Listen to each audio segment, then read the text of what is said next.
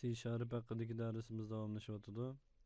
Bu darsimiz davriylik, ya'ni loop.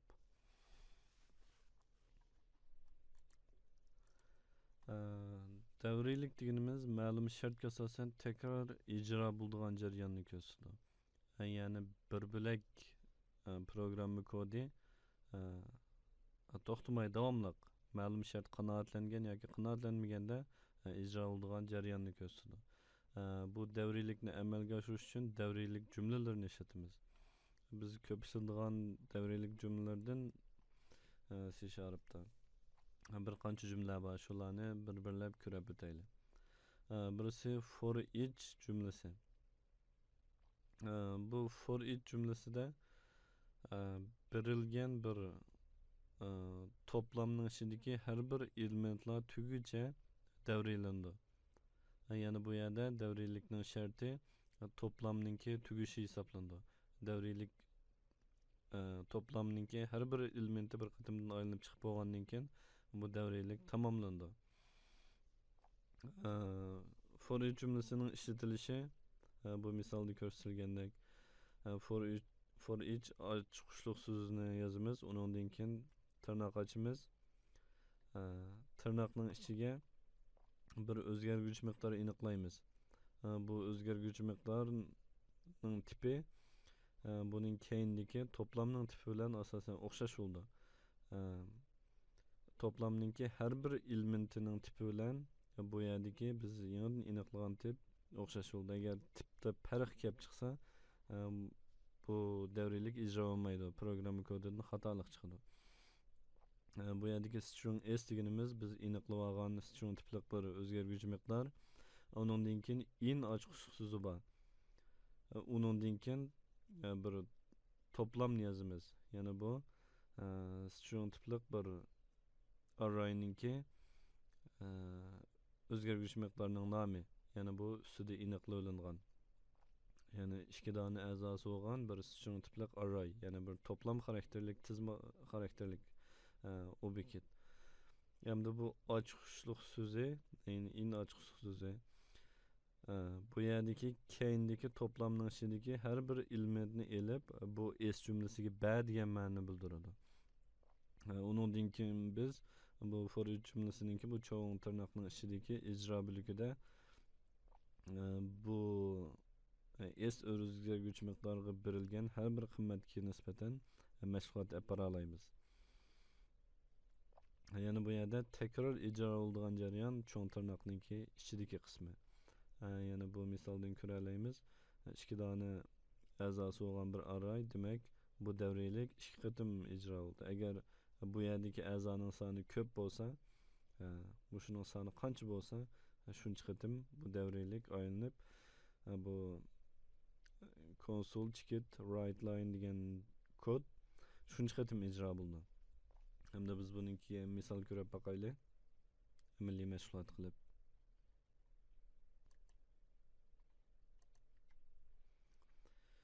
Visual Studio'ni qo'zg'atdim. Yangi bir project quraylik. Windows Form Application projectning nomi Loops. OK knopkasini bosdim. Yangi bir project qurildi. Endi buningga men bir dona knopka qo'shay. Bu knopkaning ismi ptn for each bo'lsin. Ya'ni for each jumlasini sinash uchun ishlatamiz. Bu yerga for each deb yozib qo'yay.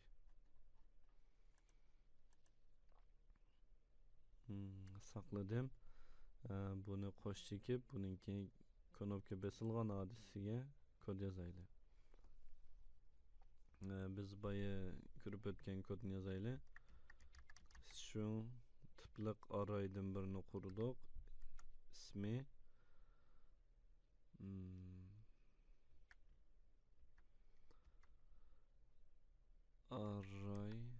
1 bo'lsin. Tang. Buningki dastlabki qiymatini beraylik.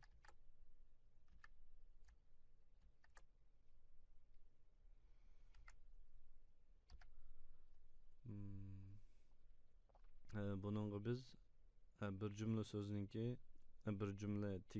bir jumlaninki so'zlarini bir-birlab ayirib yozaylik. Masalan, men programma tuzalayman degan yozaylik. Bu jumlada men programma tuzalayman. 3 tane söz var.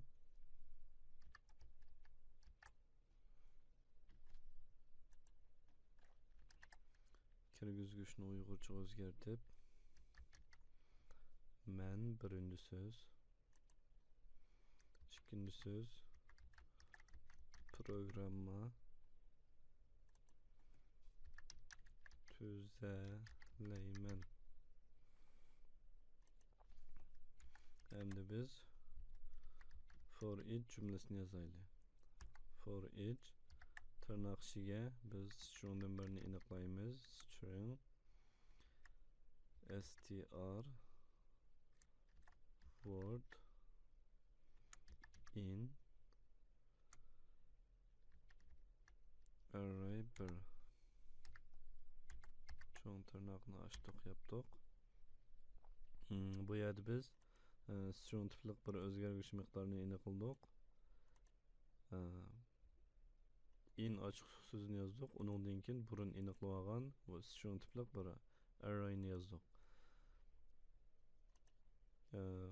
Bu jumla har bir qatim ijro bo'lgan vaqtida arrayninki har bir a'zosini bir boshdan boshlab bu str word degan o'zgaruvchi miqdorga beradi. Hamda biz buni console write line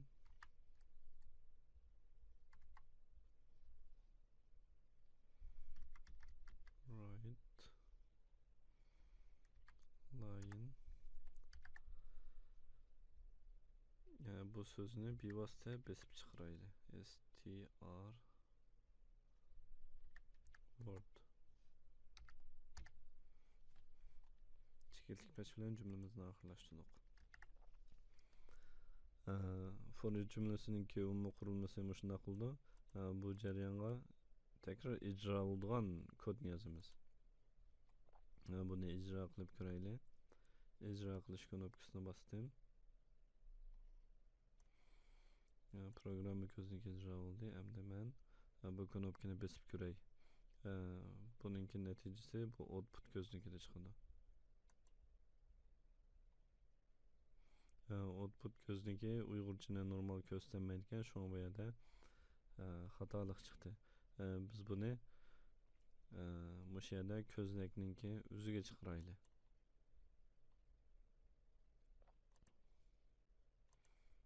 Ko'znakni ozroq uyg'untirlay. Undan keyin bu yerga biz bir dona text box qo'shaylik.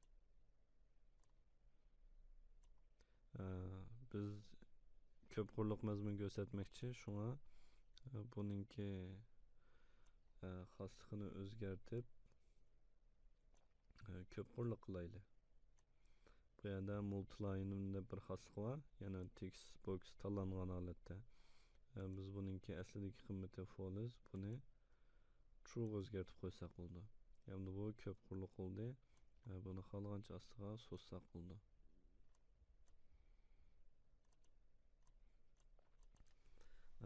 Biz bu text boxga, yana text ramkasiga ism qo'ymadik.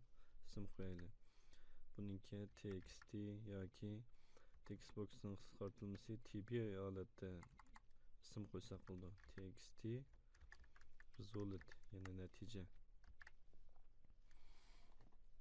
Endi biz burun yozgan kodimizga ozroq o'zgartish kirgizaylik. Kod ko'znikimizni ochdik. Asli bu output ko'zniki chiqaratdi. Biz buni izohatga aylantirib o'tib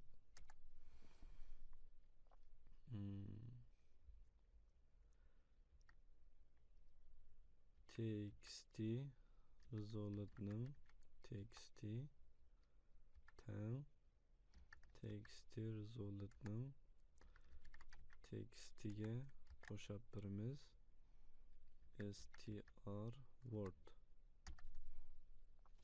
Bu cümlenin ma'nosi bizningki bu cümlemdagi har bir so'zni bir qatimdan tekst ramkasiga ko'z tutadi, qo'shib chiqaradi. Hamda bu yerda bu text boxning qimmatini yana bir qatim olganimizning sababi, navoda biz bu bo'lak kodni olmasak, buningki qimmat bergandan keyin text boxningki tekstiga burunqi qimmatlarning hammasi yo'qolib ketadi. Ya'ni eng oxir qatim bergan qimmatlar ko'rindi. Shunga buningki aslidagi tekstini yana davomli qo'shib bersak, bu burunqi tekstlarmi chiqadi. Ijro qilib ko'raylik. For each. Hozir bu so'zlarni hammani ulab besibdi. Biz buni quruq ayirish uchun buningkiga quruq ayirish belgisi qo'shaylik. Environment cheket new line.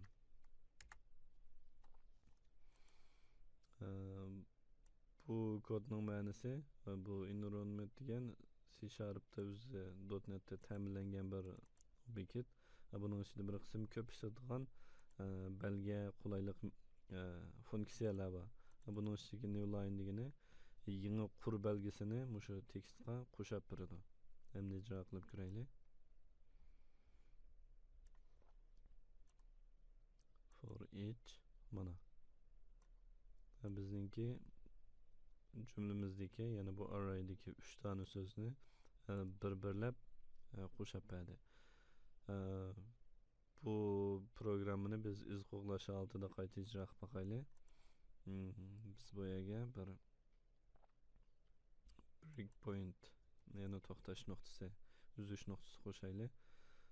Undan keyin ijro qilsak, for each knopkasini bosdim. Programma ijro bo'lib, bu chekit qo'yilgan joyga kelganda to'xtaydi. Undan keyin biz bu knopkani bossak, bir qadam demangdi. Yoki bo'lmasa F11 knopkasini bossakmi, shunga bilan o'xshash unumga erisha olamiz. Bir qadam ichkirlab boqaylik. For each cümlesi bu to'plamga keldi. Undan keyin in cümlesini ijro qildi. Qimmatni elib S-wordga berdi. Undan keyin keyingi qurg'i o'tdi. Bizningki text boxga mazmun chiqarilgan cümlemiz keldi. Buni davomli ijro qildik. Bu yana ustiga qaytib bordi. Ikkinchi so'zning qimmatini S-wordga berdi. Biz bu yerda mouse'ni kelsak, programma degan gap chiqadi. Yana birinchisini text boxga berib bo'ldi, ikkinchisini hozir oldi. Lekin text boxga texi bermadi. Bu yerda man degan gap bilan quruq ayirish belgisi ham bor.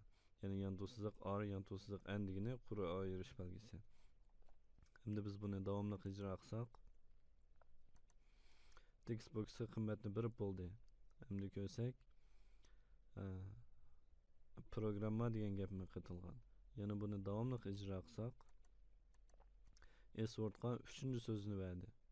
Mana boya ko'rgan vaqtimizda programma degan qimmat berilgan, hozir tuzalayman degan qimmat berildi. Buni yana davomli ijro qilsak, 3 qatim ijro bo'lib bo'lgandan keyin bu atlab sirtiga chiqib ketdi. Ya'ni davriylik tugadi. Yana davomli ijro qilsak, bizning ko'znikimizni ko'rsatib berdi. Ya'ni bu 3 so'z 3 quruqqa chiqdi. For each cümlesinin işletilishi mushu misolda ko'rsatilgandek bo'ldi. Endi biz davriylik cümlesining davomini ko'raylik.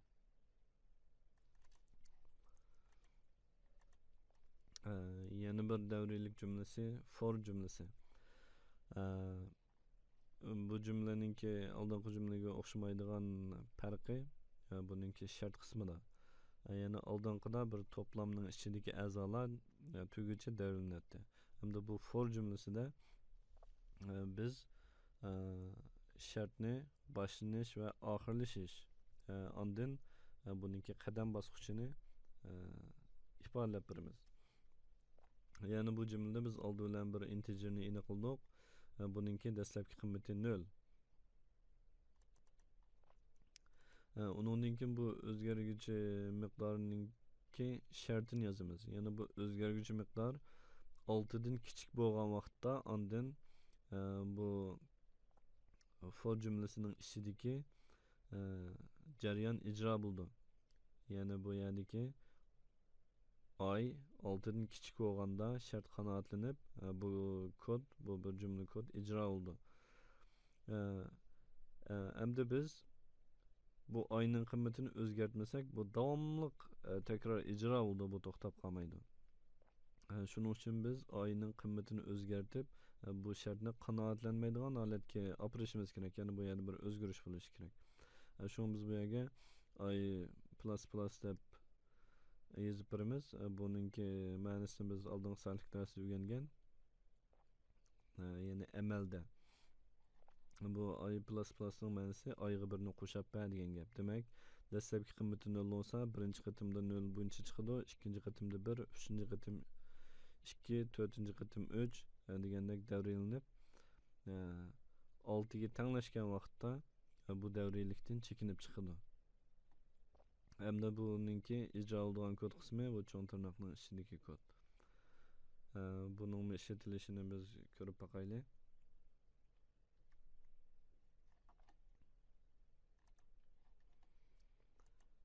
Biz ko'znikimizga yana bir knopka qo'shaylik.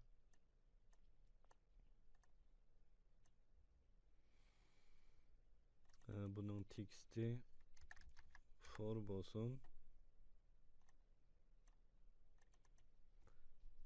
Knopkaning ismi btn for. Buni qo'shib chekdim. For jumlasi tirnoq ochdik. Bir o'zgaruvchi miqdor aniqlaymiz. Init ay teng 0 chekitlik 5 ay kichik 6 chekitlik 5 ay plus ya'ni qo'shilgan.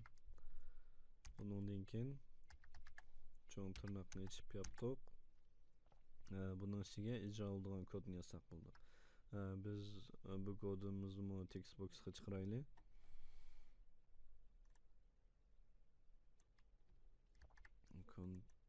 Ctrl C ni bosdim, ko'chadim, Ctrl V ni bosdim. Bu yerga chapladim. Endi buning beshidagi qismi o'xshash. Bu yerga yozdig'imiz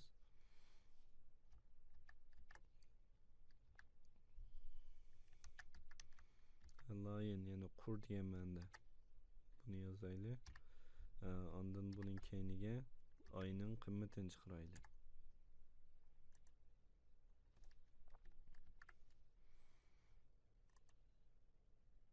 Bu kodni ijro qildim. For knopkasini bosdim. 0 dan boshlab 5 ga sondi. Yana bu yerda bu kod ijro bo'lgan vaqtda birinchi qatim ayning qiymati 0. Ya'ni bu yerda bevosita text boxga bosib chiqardik ayning qiymatini. Oldiga line degan xatni qo'shib. Line 0, ya'ni birinchi qatim aylanishi. Ikkinchi qatim aylangan vaqtda bu 1, ya'ni bu yerdagi ay plus buniki qo'shib beradi. Uchinchi qatimda 2, to'rtinchi qatimda 3, beshinchi qatimda 4, oltinchi qatimda 6.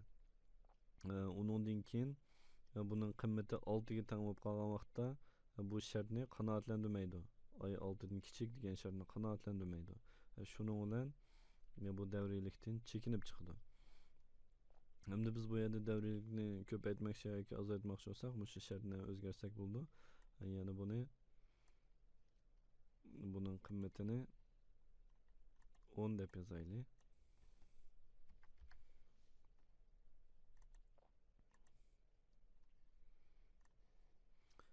Bu vaqtda davriylik 10 qatim ijro bo'ldi. Line 9 Davriylikninki aylanışı 10, yani 0'dan başlap sanagan. Hamda biz bu yerda ayning dastlabki qiymatini o'zgartsakmi bo'ldi. Ya'ni buni biz 5 dan 10 gacha bo'lgan 5 qatim aylanadigan qilayli. Bundaqda buning qiymatini 5 ga o'zgartdik. Saqladik, ijro qildik. For 5 dan 9 gacha. Yani for cümlesinin işletilişi muşundaq qildi. Bir o'zgaruvchi miqdorni aniqlaymiz. Dastlabki qiymati bu o'zgaruvchi miqdorga munosabatli bo'lgan shart, ondan bu orttirma qiymati. Yana bu yerga manchini qo'shab degan holat yazsaqmi bo'ldi. Masalan 2 dan atlab hisoblaydigan deganga o'xshash. For cümlesinin işletilishi muşundaq.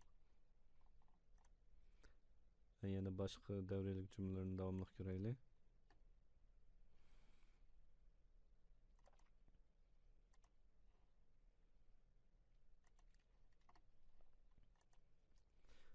While cümlesi. While cümlesi mi C Sharp'taki bir köp işletildiğin davrilik cümlesi. Bu cümleninki grammatikisi, yani işletiş şekli bu yerde gösterilgandek bo'ldi. Yani while degan ochiq so'zninki keyniga tirnoq ichida bir shartni birimiz. Bu shart qanoatlangan vaqtda bu jarayon ijro bo'ldi. Agar bu shart qanoatlanmasa, bu jarayondan chiqib ketadi. Hamda buningki for jumlasiga o'xshamaydigan yeri for jumlasida bir orttirma qiymat bo'ldi. Shuning bilan bu yerdagi o'zgaruvchi miqdorning qiymati o'zgarib maqdi. While jumlasida bundaq orttirma qiymat yo'q. Shunga buni biz ijro bo'lgan kodning ichiga o'zimiz yozish orqali bu qiymatni o'zgartib shart qanoatlanmaydigan holatga kelamiz. Bo'lmasa bu mangu takror aylanaveradi. Biz buning misolini bu yerda ko'raylik.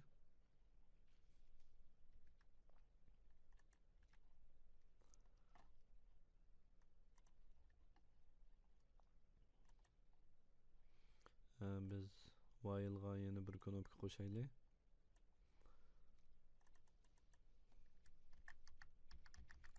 While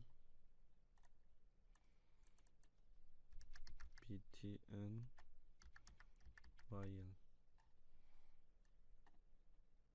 while knopkasini qo'shacakdim. Buningki kilik adresi açıldı. Bunun ichiga men kod yozay. Init x teng 0 while cümlesi tırnak açtık x 6'dan kichik.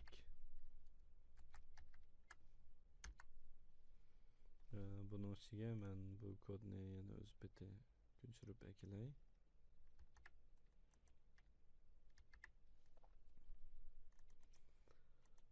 Bu yerdagi o'zgaruvchi miqdorning nomi x.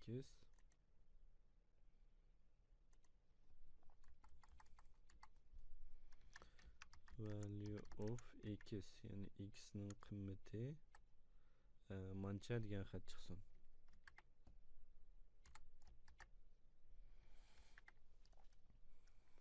While cümlesinin işletilishi shunday bo'ldi. Yani while ichiga shartni yozamiz. Ondan tekrar ijro bo'ladigan jarayonni yozamiz. Hozir men programmani ijro qilib knopkani bassam, bu to'xtamasdan davomli ijro bo'ldi. Chunki x ning dastlabki qiymati 0, 6 dan kichik. Buningki x ning qiymati o'zgarmagan ahvolda bu davomli mangu ijro bo'ldi. Xatolik chiqsa sinab boqaylik. While hozir bu programma to'xtamay ijro bo'layotdi. Ko'zdan yanglanmag'achqa bu yerdagi tekstmi ko'rinmadi. Shunga buni men majburiy to'xtatib o'tay. Endi biz bu davriylikdan chekinib chiqadigan qilish uchun chuqum x ning qiymatini o'zgaraydigan qilishimiz kerak. Yana bu yerga x++ deb yozdim. Bundan bo'lganda bu 6 qatim ijro bo'ldi. while cümlesini bastım. While knopkasını. While of x 0. Yani bu 6 qitim icra oldu. While cümlesinin işletilişi bu şu misalda gösterilgендek buldu. Hem de biz davamlıq başka cümlelerini göreyli.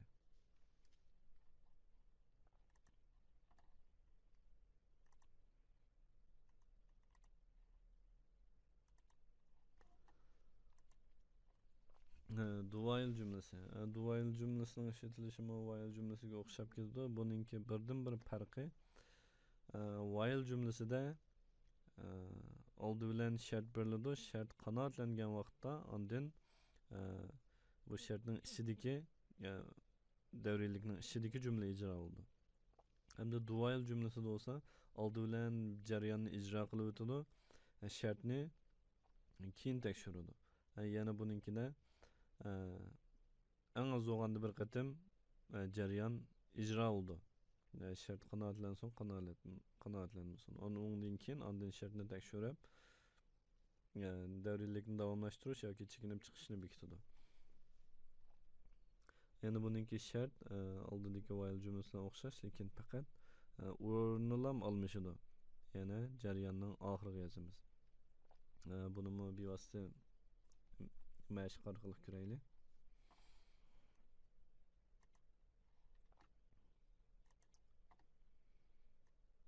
Do while uchun yana bir knopka qo'shaylik. Do while ismi. Teksti do while ismi btn do while. Bu knopkani qo'shib chekib bu yerga kodni yozaylik. Oldi bilan bir o'zgaruvchi miqdor aniqlaymiz. Init x tang 0 do tırnak açtık. Bunun ichiga oldingi jumladagi tekstni ko'chirib eklaylik.